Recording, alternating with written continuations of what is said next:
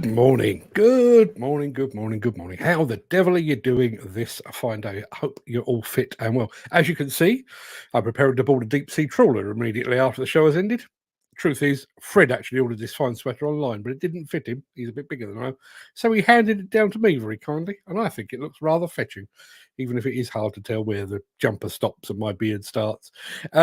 We have the usual packed show for you today, but I did want to point you at a new thing, what I wrote. I've written an article explaining precisely why we've launched a subscription-only website called Demolition Insider. Let me have a look. If I press the right button, you should be able to see a link in the chat for that now. If you'd like to read it, go and take a look. Just to be very clear, subscriptions to Demolition Insider come in two flavors, free and paid. If you want to support us with a paid monthly description, that would be great. We'd be very grateful. Thank you very much indeed in advance. But if, however, you'd like to keep that money in your pocket rather than mine, that's fine too. There will be a few things on Demolition Insider that will be available only to paying subscribers, but we'll let you know what they are and when. So if that sounds like something you might like, you can upgrade at any time. You can also downgrade at any time as well. So I'll leave it up to you. I'm going to say good morning to Mick Norton, who's just crept in while I wasn't paying attention. I've already pressed the button for a lot of other people. Well, we'll come back to all of that in just a moment. But first, without further ado, let me roll the intro, post the question of the day, and get this show on the road.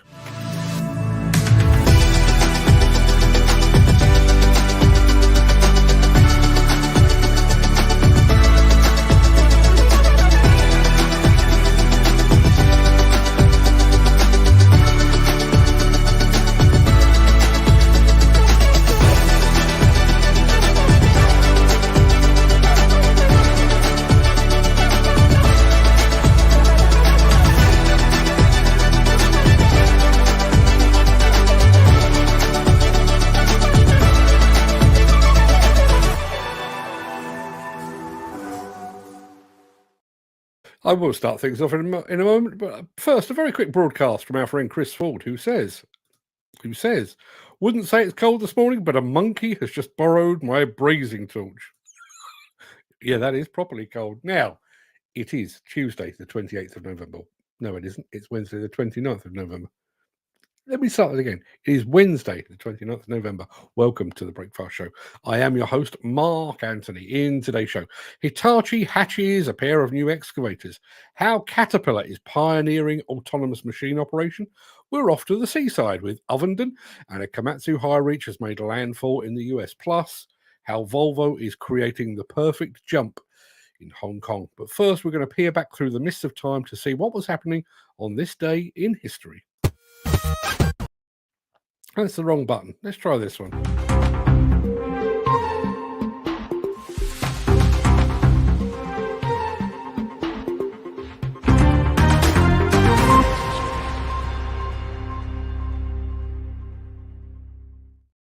I have one job in the morning, that's to get all of our buttons in an order.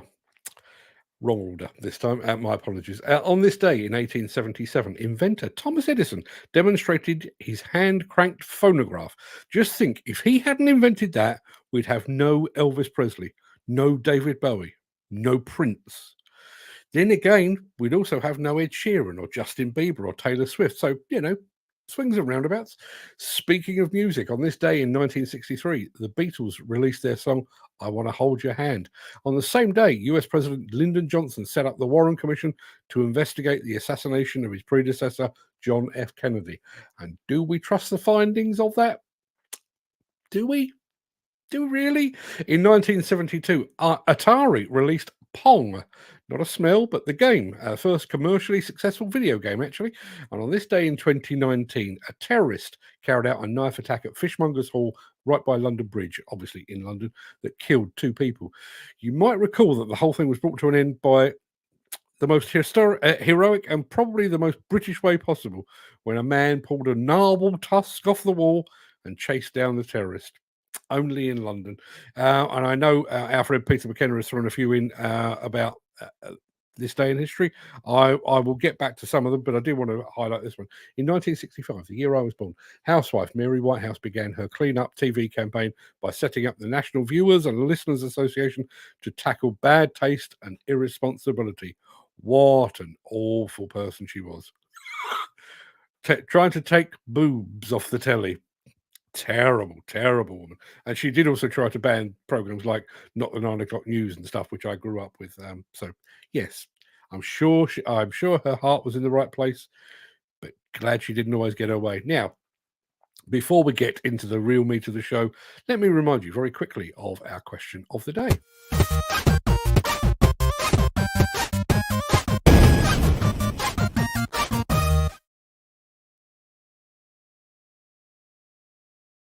Yes, pause or rewind. Our resident quizmaster, Gary Muirhead, is back, and he's back with a corker of a question. And it's this: are you happiest now in your life, in your career, in relationships and everything else? Or would you like to go back to another time if you had the choice? Personally, I'd quite like to pop back to 1982. The music and the fashion was great, and I had my whole life ahead of me. And I do remember 1982 being an absolute corker of a year.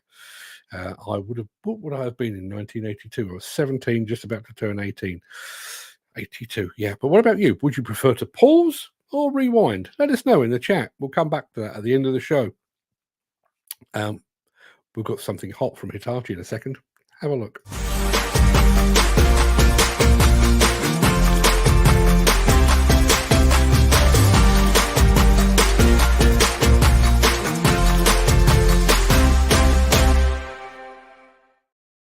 Okay, people, stand by your beds. Those fine folks at Hitachi have just dropped a new video featuring some damn fine new excavators.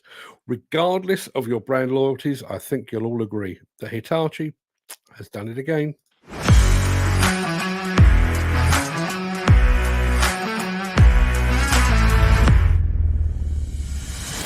The new ZX95 US and USB-7 compact excavators have been designed to help you control your profitability, comfort, safety, and uptime, as well as provide you with unrivaled levels of support over their life cycle. Your profit will increase thanks to the powerful performance across a variety of applications. Larger than the ZX85-6 model, the new Zaxis-7 machines are more powerful and offer 10% greater stability and 4% greater digging force, boosting productivity on the job site. Operators can control the fuel efficiency and reduce costs with the all-new Eco Gauge. Life cycle costs are reduced with the new Stage 5 compliant engine, which does not require an SCR system. This eliminates the need for urea, filter replacements, and associated maintenance. You can boost your profits by working on a wider range of projects thanks to the excellent versatility of these Zaxis-7 excavators. A variety of specifications will meet the requirements of any job site, including mono and two-piece boom. The compact size, short turning radius, and shorter distance between the bucket and blade allow them to work efficiently and safely in confined areas. Grading and leveling can be completed quickly and easily thanks to the optional floating blade.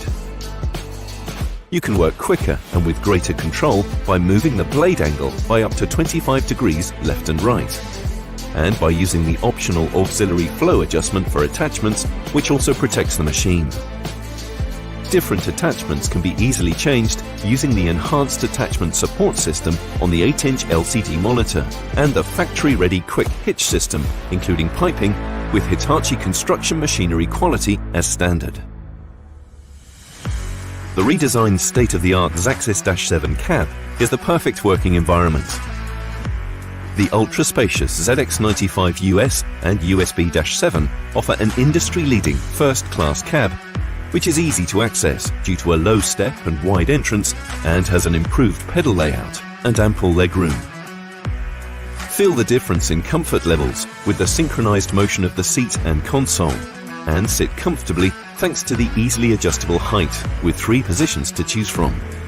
Easy operation comes from the new ergonomic design of the console and switches, and convenient access to controls. Added functionality to the easy-to-view screen and joysticks make your working day effortless and enjoyable. Your safety is enhanced by the superior view you get from the Zaxis-7 cab. The aerial angle camera system gives you an exceptional 270-degree bird's eye view of your surroundings. and you can choose from 6 image options on the monitor to see the machine's immediate environment.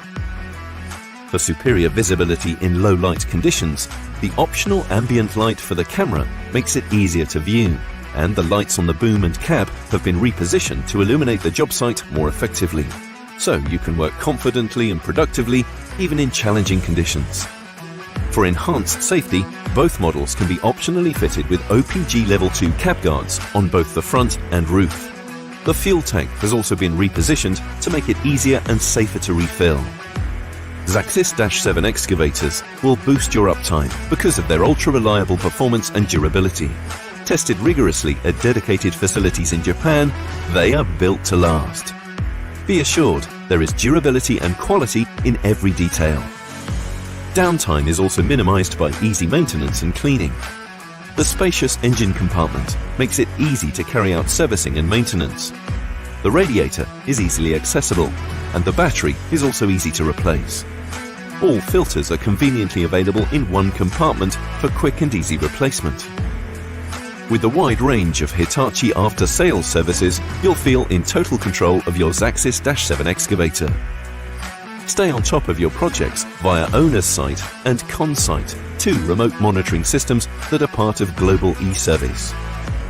Your maintenance costs and unscheduled downtime will be reduced by oil sensors that continuously monitor the quality of engine and hydraulic oil. And as your business grows, you can extend your fleet to meet demand through our premium rental program. With Hitachi Xaxis-7 excavators, we put you firmly in control of your business, your workspace, and your fleet. In partnership with Hitachi, you can create your vision.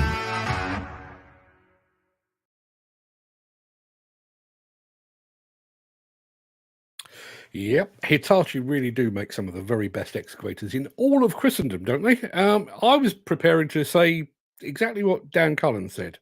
He said that. Is the new Hitachis, are they hot or are they not? We even have a sign for it. Thank you for reminding me, Dan. I was going to do that anyway. And Peter McKenna, ever the wordsmith, says, in answer to that question, it's not a Hitachi, it's a Hotachi. Well done, sir. Well done indeed.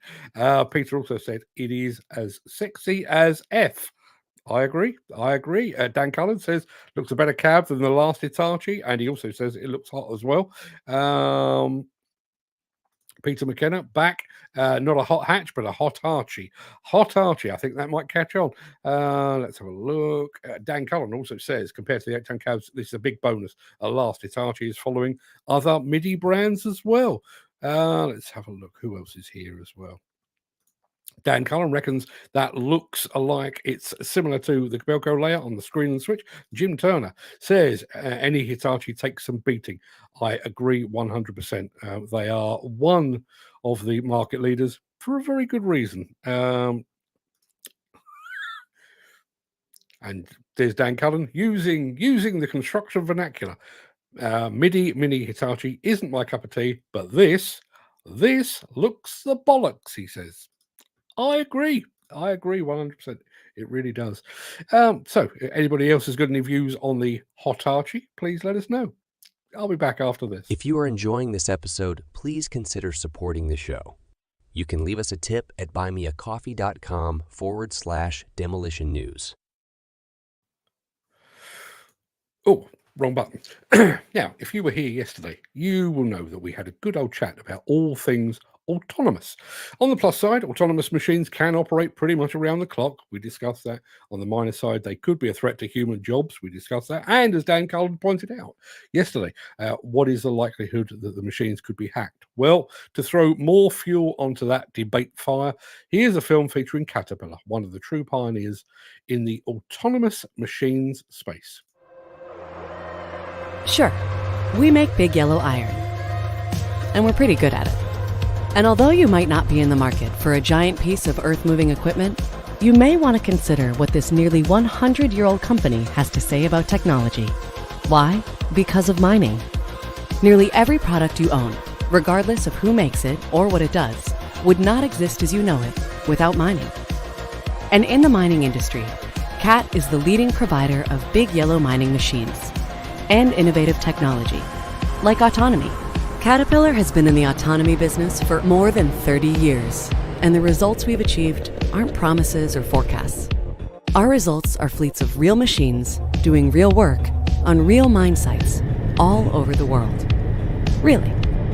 No one is behind the wheel of Cat autonomous haul trucks, even when they're operating in the harshest environments on Earth. Plus, these trucks are big. The one you're looking at here is the Cat 797F autonomous haul truck. It's as large as a 2.5-story, 3,000 square foot house and weighs 284.6 tons. Empty. When it's fully loaded, the Cat 797F clocks in at an impressive 687.5 tons, which is roughly the same weight as 15 standard 189-seat passenger planes. Since our autonomous mining trucks began operating commercially, they have now moved enough rock and earth to build a 4-lane dirt highway longer than the Earth is round. That highway, though, would be 15 feet tall, and it's still growing. Cat autonomous trucks have now successfully moved billions of tons of material. That's right, with a B. That's enough to build a Hoover Dam over 3,000 times. So why does Caterpillar make autonomous vehicles? Because autonomy makes a big impact for customers who use it. It makes their mining operations more efficient. It cuts costs. It boosts productivity and profitability. But here's the stat our customers appreciate the most. Cat autonomous trucks have done all of that while working 24/7 on actual operating mine sites, without a single lost time incident. Our technology leadership goes beyond autonomous trucks, though. We provide solutions that automate dozers, drills, underground loaders, and even trains. And the list is growing all the time. We also provide advanced technology that helps mining companies better manage, deploy, maintain, and adapt their fleets of mobile equipment.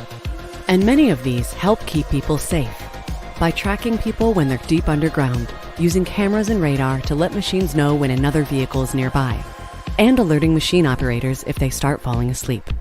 There are a lot of reasons why Caterpillar has become a successful innovator. We have a global team of talented software developers and researchers, computer engineers, and data analysts. Every day they are making discoveries and working on new, groundbreaking technologies. And they're fully supported by our continued investment in research and development, which is paid off with a growing portfolio of patents and intellectual properties. We also create partnerships with other best-in-class technology providers who add to our strengths and help us get our tech into the market more quickly. But we could always use more. More partners, more people filling opportunities in Caterpillar locations all over the world, and more potential solutions for our customers and everyone else.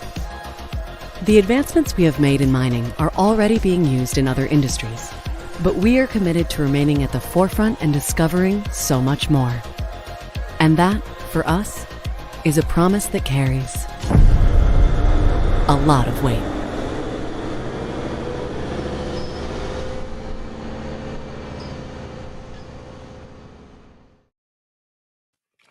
I do find it funny that we're still debating the pros and cons of autonomous machine operation when, as you heard on that video, Caterpillar has actually been doing it for more than 30 years. A couple of good comments, and there's one that I really want to get to. First off, let's have a look. Gary Muirhead says, still freaks me out seeing a piece of plant moving or operating without anyone in the cab. Yeah, you and me both. I've stood beside some of them, and it does look freaky, I have to say. Peter McKenna says, dog's bollocks, I agree. AI has learned to think for itself. Is it really the way forward, says Peter McKenna?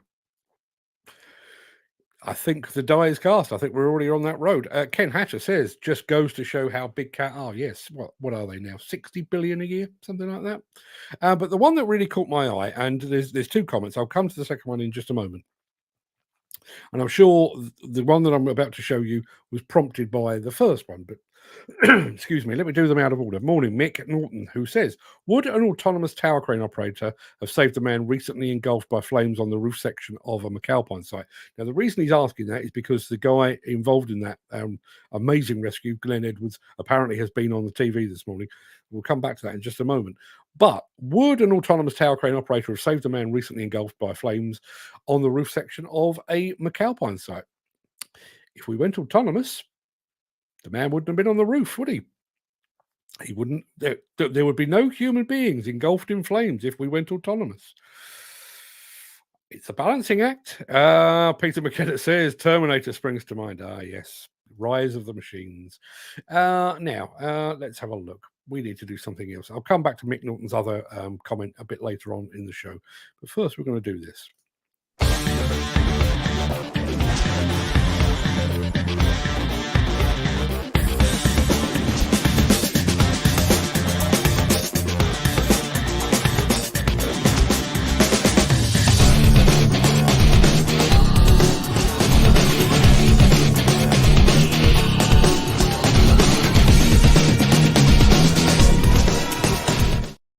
Now, in our last two videos, we will be on our travels properly. First to the US, and then we're going all the way to Hong Kong. So before we go, how about a short seaside break in the company of Ovenden, or Ovenden? Never entirely sure.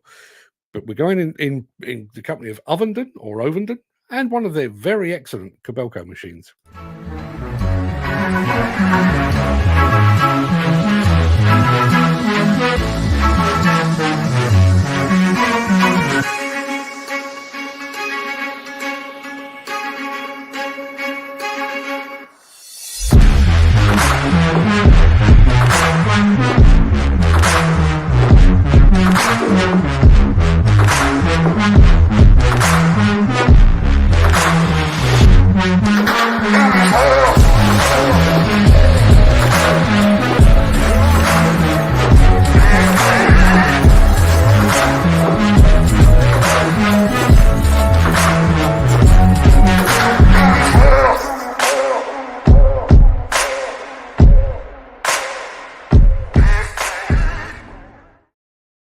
Yeah, not sure I'd fancy being at the seaside on a day like today. That being said, fish and chips, cup of tea, watch the sea for an hour or two. I can certainly think of worse places to be. Slough, perhaps. That would be a lot worse. Now, we've got something good to show you after this. Since the finance bill came into effect in April, the construction industry has seen a surge of fuel thefts. The rising cost of living has placed an additional risk of theft by employees and contractors, as well as opportunistic thieves. By using diesel dye and placing warnings of its use, you are sending a clear message that this is your fuel.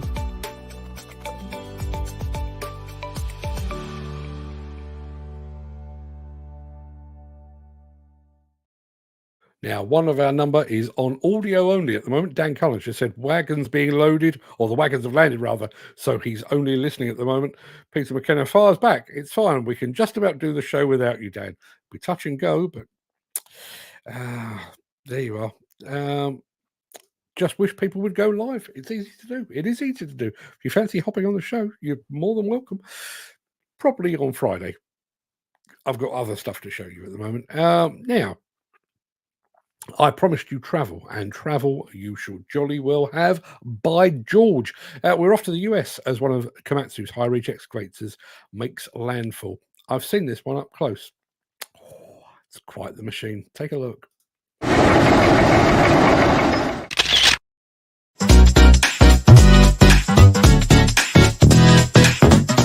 We're excited to help Komatsu with bringing the new PC490 HRD high-reach demolition excavator to the North American market.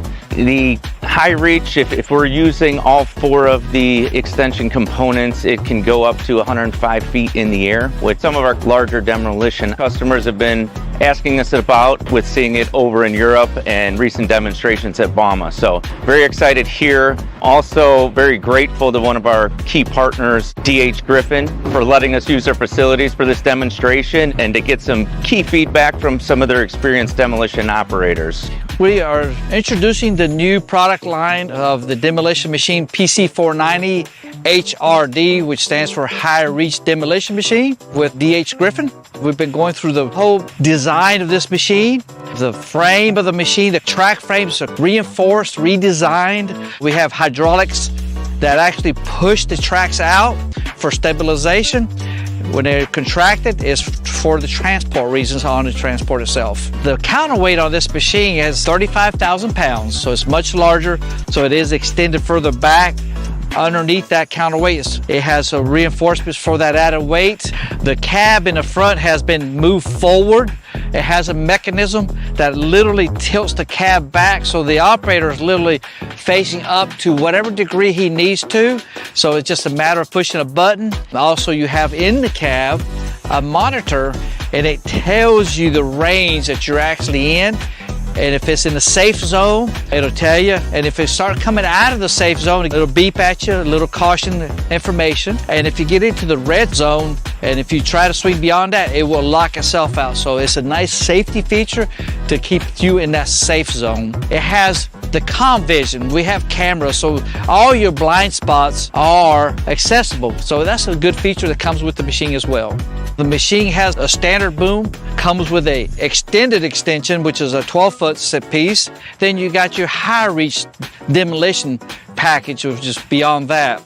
They each connect with the K100 series, quick coupler type setup. Literally just will come up to this section, and then you got some hydraulic pins that connects it, and then the block system itself connects all the hydraulics. The K100 hookup setup is very smart, and it knows what extension is on there, so it automatically senses I need to have this flow with this attachment. The input that we were receiving from operators that there's a nice fluid, smooth motion. The jerkiness is not there. The K100 hookup setup is much quicker. Setup time, literally, you could probably, I'd say within 10 minutes, you're ready to go. I'm very excited about this machine. I feel very confident about this machine and the ability and the safety of this machine. It's going to be unparalleled to any competitors that I feel like is out there.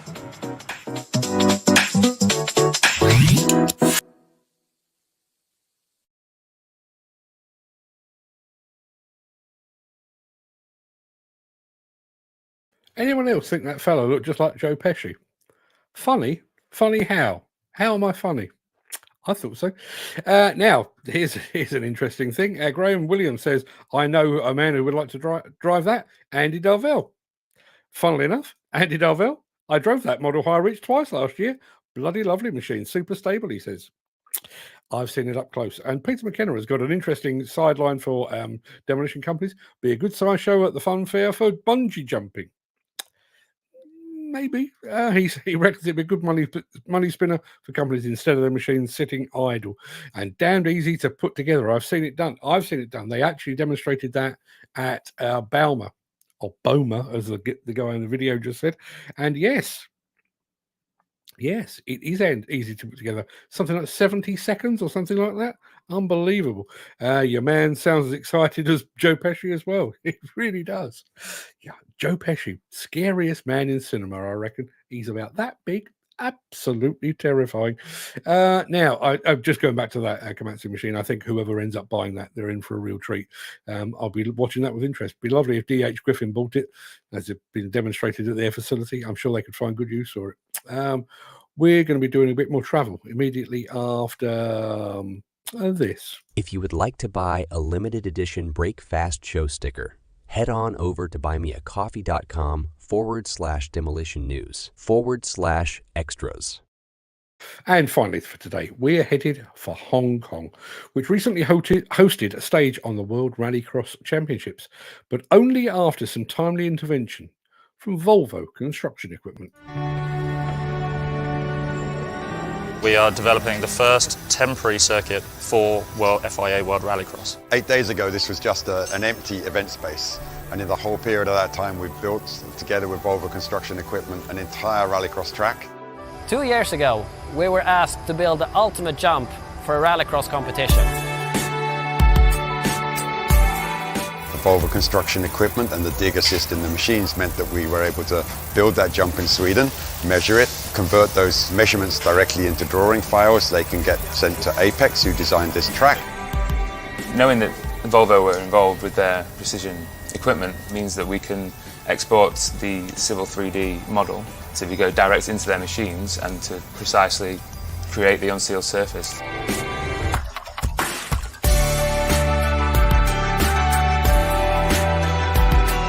We did a lot of testing in Eskilstuna, and there's a whole science on making a perfect jump. You need to think about the run-up to the jump, the amount of air that the car is likely to get. You want the car to get a perfect flight through the air. And then the down ramp is very important as well, to make sure that the cars land softly and safely.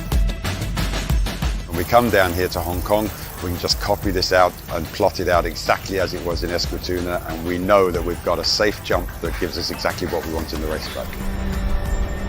Volvo are essential to the development of the racetrack for FIA World Rallycross, and without them it would be incredibly more challenging than it is.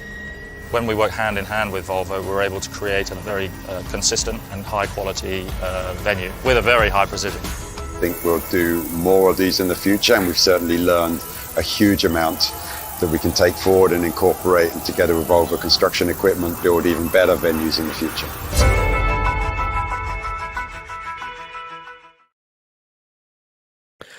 Did Hong Kong look good? Yes, of course it did. Am I disappointed that the Volvo team invited me to the German leg instead? Maybe a little. Would I go to the Rallycross World Championships with Volvo, even if it was the end of my own road? You're damn right I would. Fantastic stuff. And I have to say that the ability to actually measure and replicate that jump from Sweden and then, as I say, replicated over in Hong Kong, just phenomenal use of technology. Hats off to the team at Volvo and everybody at the World Rallycross Championships. Said it before, say it again. Not a petrol head at all, but I do find that kind of thing absolutely fascinating.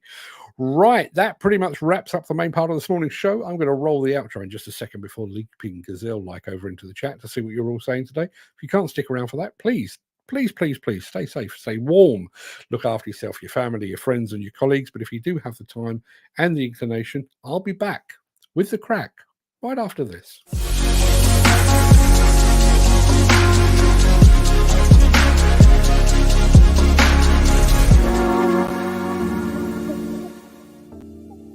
Good morning, cohort, for that is what you are. Good morning. How are we all doing today? I'm going to go right the way back to the beginning of the chat because that's only fair. Those that were hot off the mark get to come up first billing. Dan Collins here as well. And as he says every single Wednesday, reliable as clockwork. Happy hump day. Yes, happy hump day to you one and all. Almost the weekend, if you forget Thursday and Friday, but good morning. Andy Darvell is clearly feeling very continental this morning, for he says, bonjour to Le Monde. Yes, absolutely. Bonjour to you as well.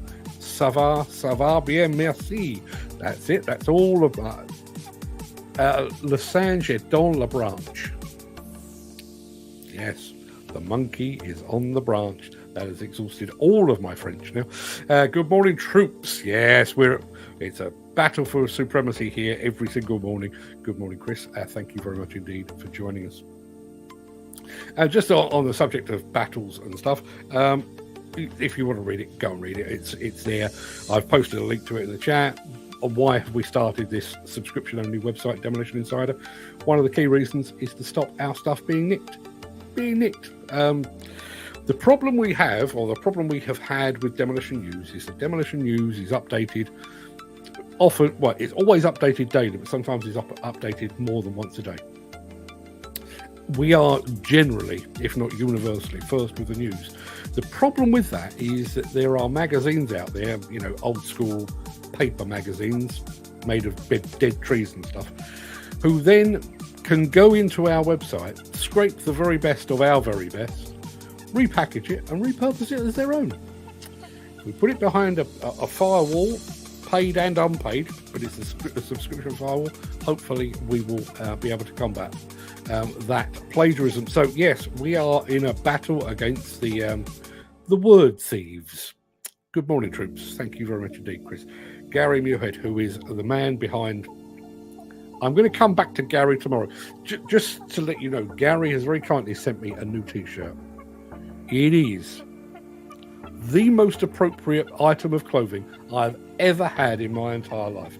I will be giving it an airing tomorrow, but as soon as this show is over, I'm jumping onto a Zoom call.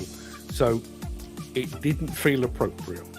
That's all I'm going to say, but tune in tomorrow and you'll see exactly what it's all about. Thank you, Gary. Thank you for being here. And good morning. Good morning, guys. Ken Hatcher is feeling the... excuse me. He's feeling the chill down in Welsh Wales. Morning, Ken. Hope you're fit and well. Mark Whiting is here. Morning, Mark. How are you doing today? Good to see you here. I did have a very quick message from Steve Williamson yesterday, by the way. I hope to see him back in our midst at some point in the not too distant future. He's been absent without leave for quite some time. Be good to get him back. Peter McKenna is here as well. Morning all. I hope you're all fit and well as can be. Yes, I am a man of a certain age. I am as well as I can be. I'm not. I wouldn't call myself fighting fit. Far from it. I'm kind of wheezing fit, but given the fact that I am 58 years old and I've led a very troubled life, this is the best I could hope for. Mick Norton's here as well. Morning, Mick. I will come back to Mick in just a moment. Dan Cullen says, morning, all your Egypts. Won't have time to comment today as 14 waggers on the turnaround. 30 out the gate since 8:10. Pedal to the metal, my friend. Pedal to the metal. And I've already mentioned the fact that it's cold out there. Chris Ford says, wouldn't say it's cold this morning, but a monkey has just borrowed my brazing tool. Ah, yes. Those brass monkeys about which we've heard so much. Why brass monkeys? Anyone ever thought about that? Why were they brass monkeys? Why not brass dogs? Why were they brass? I've no idea. If anyone's got a clue. I was talking about this with my wife yesterday. Not about brass monkeys. Have you ever heard the expression, I'm breaking my neck to go to the toilet? My mum used to say it. My wife's mum used to say it. My wife now says it. I'm breaking my neck. Why? How? When did that become a thing? No idea. If anybody's got a clue, let me know. Our friend Footy's here as well. Good morning, Broke. Yeah, good morning. Right back at you, sir. Right back at you. Couple of history bits from our friend Peter McKenna. 2013, a double engine failure caused a police helicopter to crash into the Clutha Vaults pub. Yeah, I remember that. In Glasgow, 10 people died in the accident, all 3 on board, 6 on the ground, and another person died 2 weeks later from injuries received. I do remember that. Yeah, I do remember that very well. I remember this one as well. In 1975, British racing driver Graham Hill, Damon's dad, was killed in an aircraft crash at Arkley in Hertfordshire. Imagine that. It's like the. Do you remember the movie Lawrence of Arabia? T.E. Lawrence went off to war. You know, he was a war-y type of guy. He was in wars and conflicts all over the place, and then was killed in a motorcycle accident. British racing driver Graham Hill competed in Formula One when it was way less safe than it is now. Had a very successful career. I think he was world champion at least once, if not more than once. Did all of that and then killed in an air crash. Doesn't seem fair, does it? We've already mentioned Mary Whitehouse, who was trying to clean up TV. Wonder what she'd make of it today. Probably have a conniption fit of some description, I would imagine. Glenn Johnson's here. Morning, everyone. Good morning to you, Glenn. Thank you very much indeed for joining us. Moral of the story, according to Crystal, don't fly on the 29th of November. Might be best, actually. Jim Turner. Funnily enough, did anyone see the news yesterday about this? I think it was a Virgin aircraft. I can't remember what model aircraft it was, but it's just flown using, I think it was transatlantic, and has flown using sustainable fuel, which I thought was interesting, you know, bearing in mind our concentration on future fuels and alternative fuels and what have you here. But one of the other things was they had a guy on Sky TV who was talking about the need to switch to alternative fuels and more sustainable fuels. And one of the things that apparently is being discussed is kind of a tiered system for flying.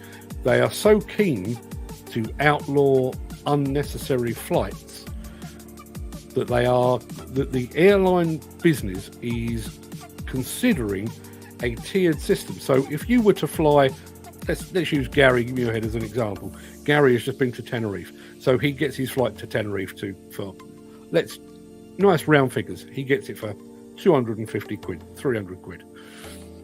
If he flies to Tenerife again in the same year, that flight will be £400.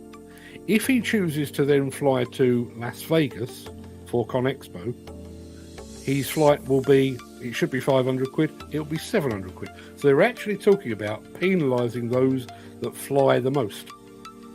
I realise that is aimed primarily at the rich, the lifestyles of the rich and the famous, but that would impact me quite a bit. And I'm not doing this I'm not breaking out the violins. But, you know, imagine those people that in a lot of instances have to travel. That would be quite a problem for me. And it also occurred to me, we often have a situation, for example, when we went to Wacker a few months ago, we went to see Wacker nursing over in Germany. Wacker arranged our travel. Is there going to be a system that marries my name and my passport number to a system? So even if Wacker are paying for the flight, Wacker are then required to pay over the odds because I've been flying a bit too much. Interesting point. And if it wasn't for this guy, we probably wouldn't have had mobile phones and TV and radio. Sir John Ambrose Fleming, English electrical engineer, was born today in 1849. His inventions including the Fleming valve and many related devices that led to the development of modern electronics. And yet, I'd never heard of him. Yeah. Now, our question of the day was, itchy hooter. Question of the day came from Gary Muirhead, and it was, would you go back in time to a time when perhaps you were happier, or would you like to stick where you are? Pause or rewind? Ken Hatcher says he's staying where he is, quite happy. Peter McKenna says he'd go back 24 years. 24 years would make that 1999, just pre-millennium, and listen to his mum. I think we all wish we'd done that a little bit more. But yeah, I've no regrets. I've, happily married, 4 great kids, 3 great grandchildren. Not great grandchildren, fantastic grandchildren. I've only got 3. I'm not that old. But yeah, I do remember thinking in '82, it felt like my year. There was so much. I'd left college, done my first overseas holiday my first overseas holiday, but also my first overseas holiday on my own. Had lovely girlfriend at the time. The music was great. The fashion was great. Whole life in front of me. Could still drink alcohol, and I did to a professional level. Would I go back? Probably not. But it was. I honestly, I do remember thinking in 1982. I was with my girlfriend, and we were listening to the ABC album Lexicon of Love, which to this day, still one of my favourites. I remember thinking, this is a good way to spend your time. Really is. Oh, there you are. Now, we moved on to the Hitachi machines, and I asked, and also Dan Cullen asked, are they hot or not? Peter McKenna, quick as a flash. I reckon Peter could actually run this show without me. He says, it's a Hot-Archie, not a Hitachi. Well done, sir.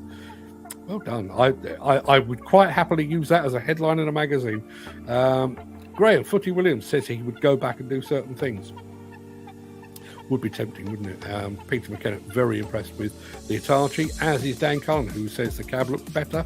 He also says it looks hot. Footy also says, on the other hand, if I went back and did certain things, I wouldn't have friends like you on the Breakfast Show. So it's Cat 22. Yeah, that and therein lies the issue, doesn't it? When I've watched enough episodes or enough movies of the Back to the Future series, I know how the space-time continuum works. You change one tiny thing in the past, it affects. So, some of the people that I know, some of the experiences I've had later in life, I wouldn't have had if I had changed the course of my life. So saying that, slim, full head of hair, full set of teeth, looked cool-ish, 82. It's tempting. If anybody does have a time machine, do let me know, would you? Let's have a look. Peter McKenna says he has the same reservations about popping back in time. Dan Cullen reckons the new cab is a lot better on the new Hitachi, and it looks like they're following other brands. Wish the operator had been 6'6" rather than a midget. I didn't notice him being that small. I may go back and have a look. Let's have a look. Jim Turner says, and this is my belief. I make no secret of my love of all things Volvo, my love of all things Liebherr, and various other brands as well. But when it comes to excavators, Hitachi has to be in the running at pretty much every weight level. I would say absolutely top-notch machines. They were market leaders. I don't know if they may still be, actually. They were market leaders for many, many years, and deservedly so. Now, I said I was going to come back to Mick Norton. I'm a man of my word, unlike many in my profession. Morning, Worthing. You could not be anything but full of admiration if you watched this morning's ITV interview with the much praised tower crane operator Glenn Edwards, who for the first time outlined the harrowing rescue of a fellow worker trapped by fire on a site roof and saved by Glenn's adept crane operating skills. Modest and self-effacing, Glenn displays all the great qualities of the British construction worker. Very modest in accepting his own bravery. He didn't forget Mick and Kev, his banksman, and that's where we lose it. But I haven't seen that, but I'm going to go and watch that on catch up because, yeah, I do think our friend Glenn Edwards, somebody should do him a construction award. Just a what, even if it turns out to be a complete one-off, even if they end up calling it the Glenn Edwards Heroism Award, I think he should be recognised for what he did last week. Let's have Dan Cullen going back to Hitachi. MIDI and MIDI Hitachi, not my cup of tea, but this looks the dog's doodahs, he says. Question of the day from the very man who actually posed the question. Pause. Going to stick exactly where he is. Gary Muirhead says, life is good just now. We're in a good place right now and the family is settled. It's about all you need, really, isn't it? Yeah, we had a fair bit of moving around a few years ago. We had even chosen the house we wanted to live in. We were moving from Surrey, which is where I am now. We were moving down to the coast. We were moving down to Eastbourne. Both of my twins, I've got a girl and a boy twin, both 30 now. Both of them made noises about moving out, and so we could move into a smaller place, in a place that we both loved and everything else. And at the last minute, both of them went, not so sure we're going to go yet. So all of that, we'd already sold our house. So we moved into a rented house, and we're in a rented house at the moment, just biding our time, waiting for said offspring to bugger off so that we can go and do something else. So yes, but that idea, I mean, this is we've not had that many. I think we've had 3 houses in about 6 years. And being settled, there's a lot to be said for it. I mean, I know they always say that moving house is one of the most stressful periods. Moving house where you don't want to move house to a house that you didn't want in the first place, that's really stressful. But yeah, we got through it, and yeah, happy where we are. Let's have a look. Mick Norton, going back to the discussion of Glenn Edwards, said, would an autonomous tower crane operator have saved a man recently engulfed by flames on the roof section of a McAlpine site? It is a good question. But it comes back to the whole autonomy and remote control argument. If you want to make construction and demolition sites 100% safe for human beings, take them out. Take them off the site. Take them away. Move them hundreds of meters down the way. Don't have them do away with PPE because nobody needs it. Take them away from the site. So, yes, a fire might have broken out, but there would be nobody to rescue. That's my argument, and I realise it's controversial. And listen, bearing in mind what I do for a living, and bearing in mind I need people to turn up and watch this to make this worth my while, I don't want anybody to lose their job. I really don't. But I said exactly the same thing when I was over in Milan with Stefano Panzeri of Despe a few weeks back. With that top-down way system they've got, if you want to make that site or that situation 100% guaranteed human safety, take men out. Take men and women out. Just move them away and let the machines do the work. We're going back to autonomous machines again. Would be catastrophic if they went wrong. Peter McKenna has clearly had a big bowl of puns this morning. Well done, Peter. Gary Muirhead, that still freaks me out seeing a piece of plant moving or operating without anyone in the seat. We filmed with H Demolition, must be 4 or 5 years ago now. They'd converted one of their... No, they hadn't converted. It was actually a Bobcat remote control machine. And we filmed it, and I was stood by the guy who was operating it. I had a bit of a spin myself, but I was stood by the guy operating it. And at one point, Fred actually filmed the skid steer coming towards the camera, doing a quick turn and then going away. But clearly, nobody in the cab. We took it and we put some spooky music on it, like it was being operated by some unseen spectre. It was freaky. It really was. Totally with you on that. Yeah, just goes to show how big cat are. Yeah, as I say, I think they're about 60 billion. 60 billion turnover now. Absolutely vast company. And, I mean, when you look at the size of, they are car company size. They are that big. And when you think about some of the stuff that they're doing, we tend to look at them for diggers, but they've got this huge technology arm. They've got this huge power generation arm as well. Not just engines for their own machines, but engines to produce electricity and so on down the line. Incredible company. Hats off to them. AI is learning to think for itself. Is it really the way forward? Terminator springs to mind. Yes, Skynet and all that. Again, I am torn. If AI can teach itself to be more efficient than we can make it, great. If AI then learns it doesn't need us bags of flesh and organs, not so great. Not so great. Chris Ford says, it would be nice to hop back because hindsight is a wonderful thing, but I hope I made the right decisions given what I knew at the time. You should never regret the things you've done in life, only the things that you haven't. Yeah, got a few of those. I've mentioned it before. I was offered a job in the States when I was about 24, 25, and turned it down because timing was all wrong. I could be speaking with a Californian accent right now. That'd be weird. Let's have a look. Dan Cullen is apologising because he is only listening, but Peter McKenna says we can just about do the show without you.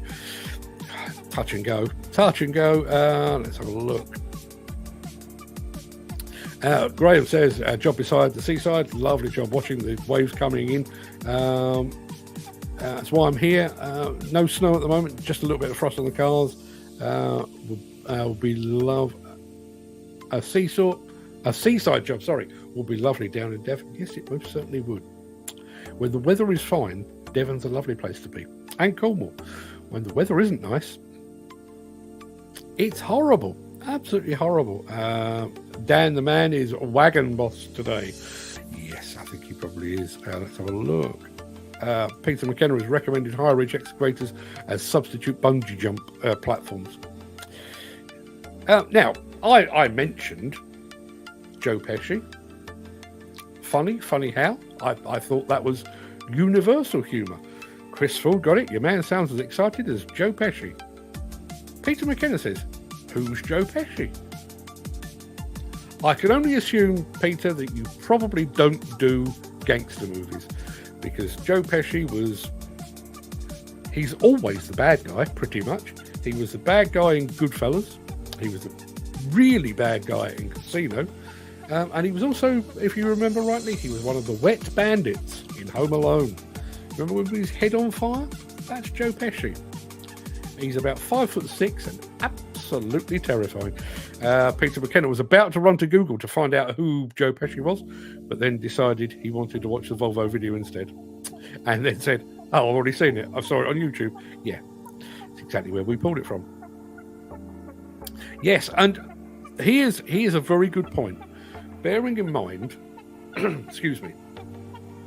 bearing in mind that when the World Rallycross Championships arrived in Hong Kong, they had 8 days to turn literally like a car lot into a professional racetrack. So 8 days from nothing. So they had to lay the track, build the jumps, they basically had a blank canvas and they made a successful World Rallycross Championship leg, and I'm sure it will go back to Hong Kong at some point in the future.